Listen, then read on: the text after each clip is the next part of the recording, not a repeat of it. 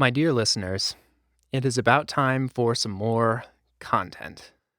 I've been working on a number of episodes, and they're turning out to be larger projects than I initially thought, so I'd like to keep things rolling here with maybe a couple shorter episodes in the meantime. Today, I want to talk about the concept of coercion in the modern world.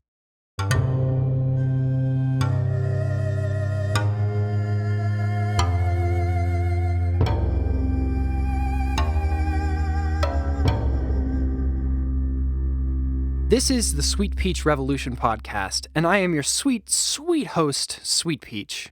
I have been thinking a lot about coercion. Coercion is a kind of weird topic. The definition says that it is the practice of persuading someone to do something by using force or threats. And a lot of definitions include a word like involuntary when describing the actions that are trying to be coerced out of people. And so what this means is that if you are to coerce someone, you are to threaten them into doing an action that they would not normally do. There's a couple of really related concepts, such as quid pro quo or bribery, and there's a couple of situations that I want to talk about that are clearly coercion. To start with, if somebody put a gun to your head and said, "Get in my car," that situation is clearly coercion. They are threatening you to do something that you would not normally do. In an example like a quid pro quo scenario, we could also consider that coercion in certain circumstances. In the classic case of an employee seeking a promotion and their boss or employer saying, "No, you can't have this promotion unless you perform sexual favors for me," we could also consider that coercion. Because not only is there an implied threat of no promotion if you do not perform the action, but there's also this implied threat of repercussions if you don't do something. The situation really dictates whether or not this is coercion, particularly when we're talking about power dynamics.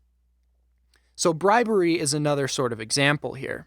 If you were to bribe someone into doing something that they would normally do, like, "Hey, I'll give you $5 if you drink coffee with your breakfast this morning," we can see that that's not necessarily coercion because the original person might have just had coffee with breakfast anyway. But when we look at something like what's happening with the United States and Ukraine towards the end of 2019, we can see that in these power dynamics, they're a little bit different. So the US supposedly was withholding aid from Ukraine, and Ukraine is in the middle of a war. So by withholding aid, we are sort of threatening them.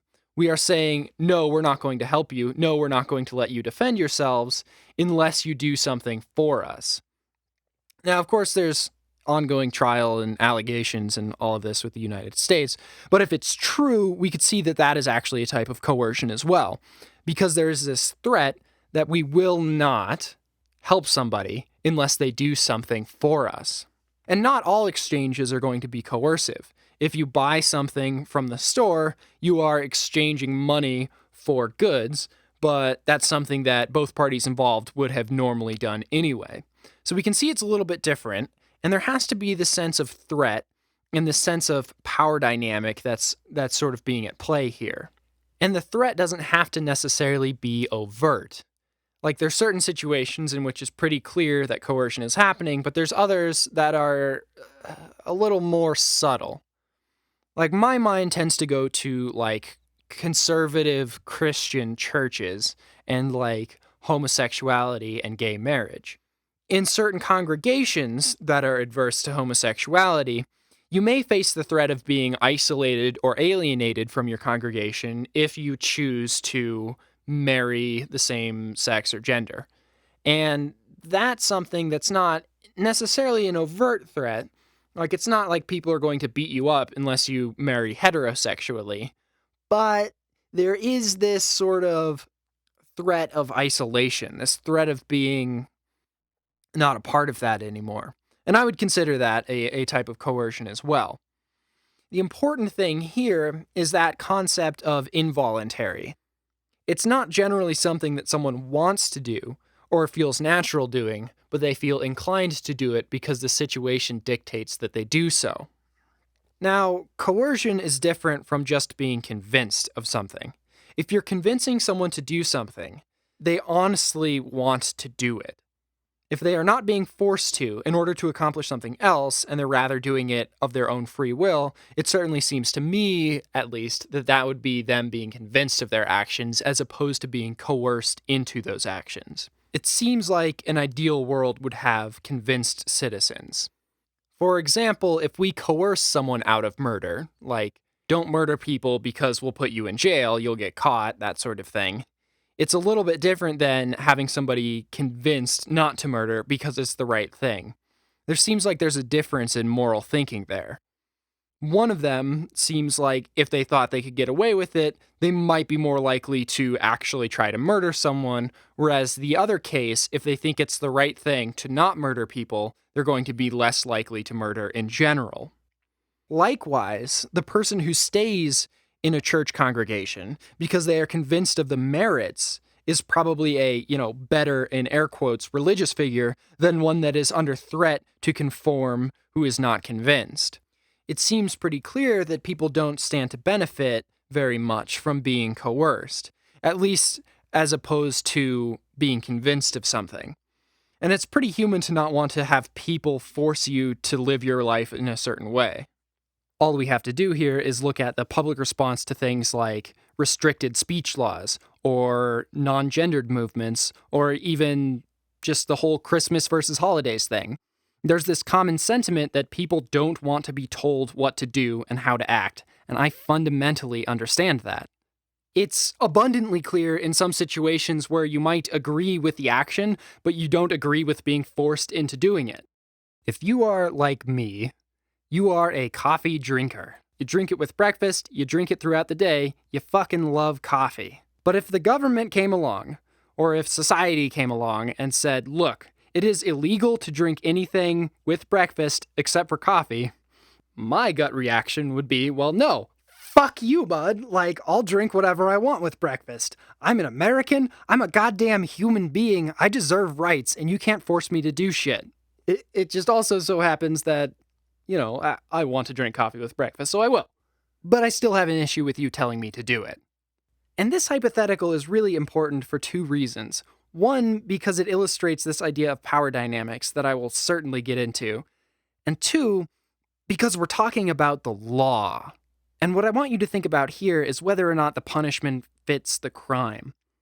It seems in certain situations, the law itself doesn't seem very justified. And how we treat people who break it just really doesn't seem justified. So let's take a moment then and talk about law enforcement. Law enforcement necessarily involves violence.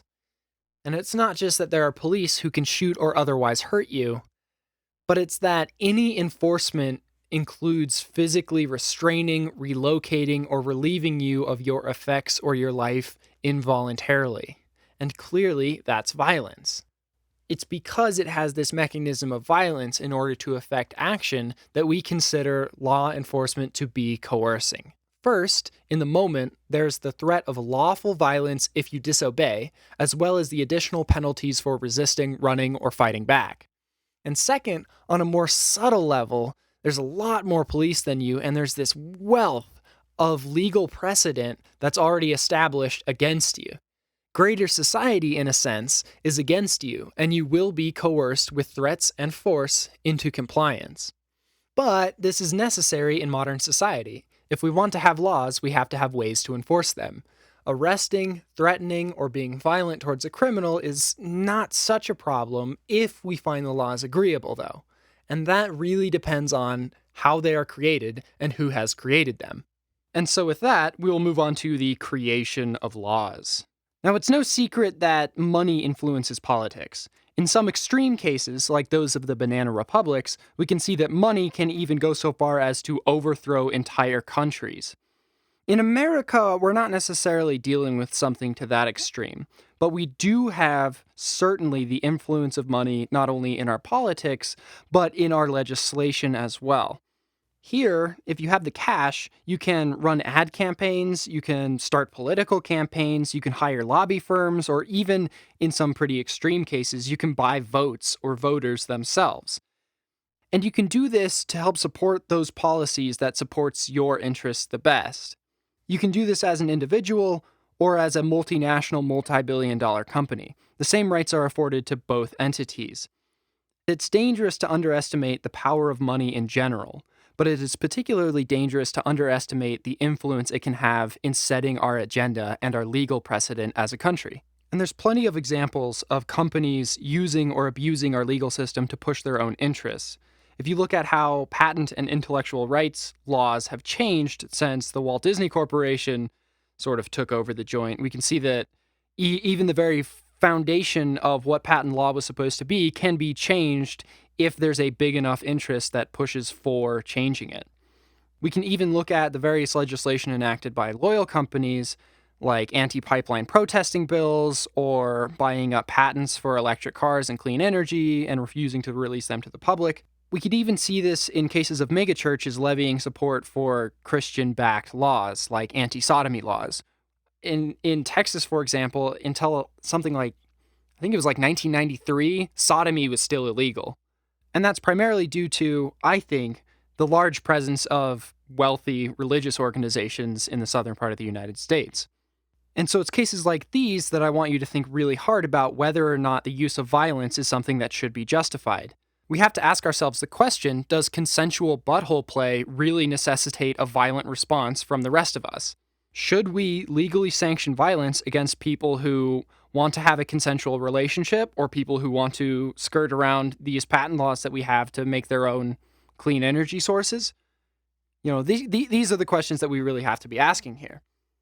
And I know you guys are getting to know me at this point, and I am a little down on conservative religious institutions, but I want you to know that it's definitely not one political affiliation or one religious affiliation that's doing these sorts of things.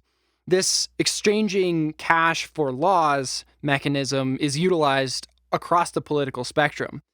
It's a greater issue that goes across the political spectrum, and that is the influence of wealth in our system itself, particularly in regard to this idea of power dynamics that I keep talking about. That's involved in law creation, law enforcement, and essentially the coercion of the public in general. My mind keeps going back to this one issue that I have here. And if we look at this issue from a broader political perspective, we see clear problems.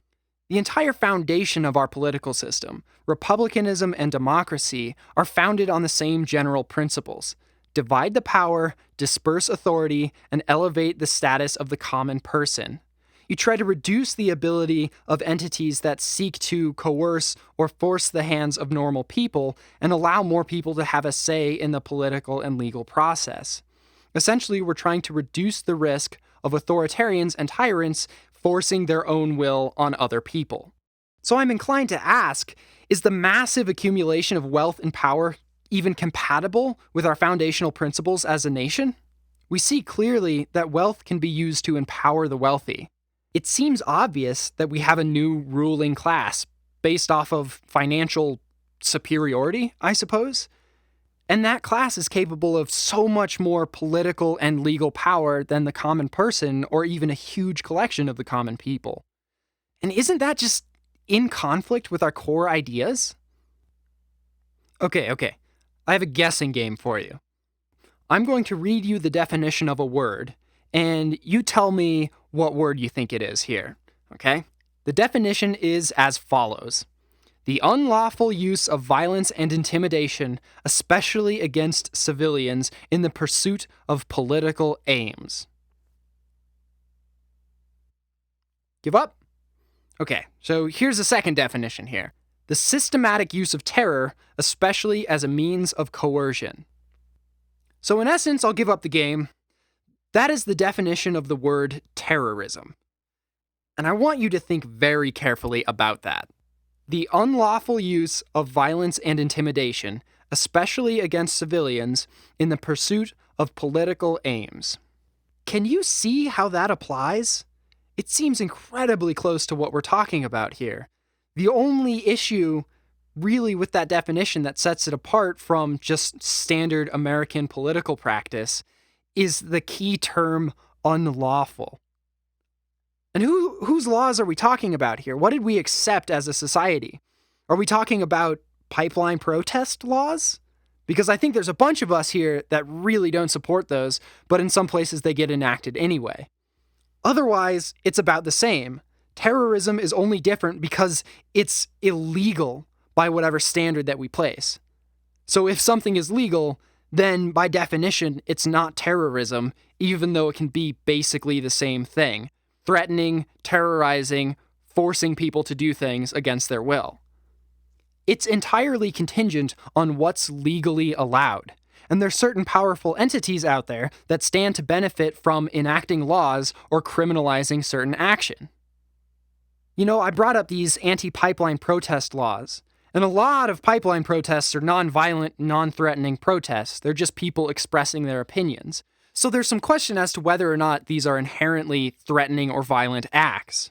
But I think we've already established that laws are inherently violent. So, by passing laws, are we, in a very serious sense, terrorizing our own population? I mean, what counts as terror? The threat of violence seems to apply, I would say. Consider the number of people who are killed by law enforcement who have done nothing wrong. And that's one problem. The deeper problem, though, is whether or not we should be willing to go to the violent extent that we do in order to enforce the laws in general. Especially if we are unsure as to whether or not these laws are consensual and made for the common good. What role do the people actually play in making and accepting laws? Do we really want to be in a position where certain wealthy entities are able to say conclusively in our society what is acceptable, despite knowing that the only thing that separates their actions from terrorism is their own ability to enact legislation? Is it right to use violence, detention, and family separation and forcing people back to unlawfully violent situations just because they didn't do immigration paperwork? Is it really that different from terrorism to threaten people with violence and terrible prison conditions in order to coerce their actions? And I'm not trying to say here that wealth and terrorism should be equated, but we should at least recognize that there is certainly potential for wealth to turn into legal terrorism.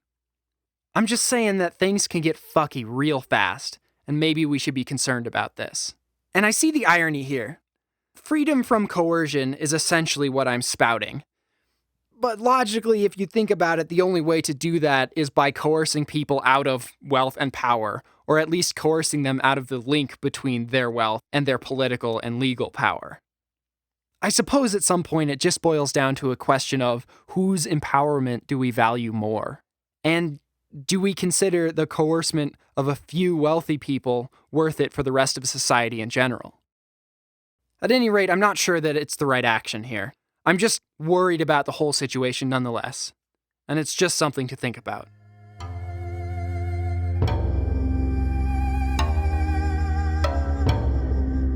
With that, I suppose I'll thank you for listening to the Sweet Peach Revolution podcast. I'm trying to give you guys some more content here. It's just, boy, these episodes are turning out way longer than I thought they would. So I'm trying to crank them out as fast as I can. I'm trying to do some good work for you that I feel proud about putting out. And I think in the meantime, I might do maybe a couple of these episodes that are sort of shorter, off-the-cuff kind of things. You know, maybe not. We'll see how it all shakes down. I really appreciate you guys checking out the podcast, and I hope that you are good to each other, and that in all sorts of concerning and shitty situations, you still remember that everybody is human, and they at least deserve basic rights, you know? We got good people on it, so keep on doing your thing. I will see you guys in the next episode.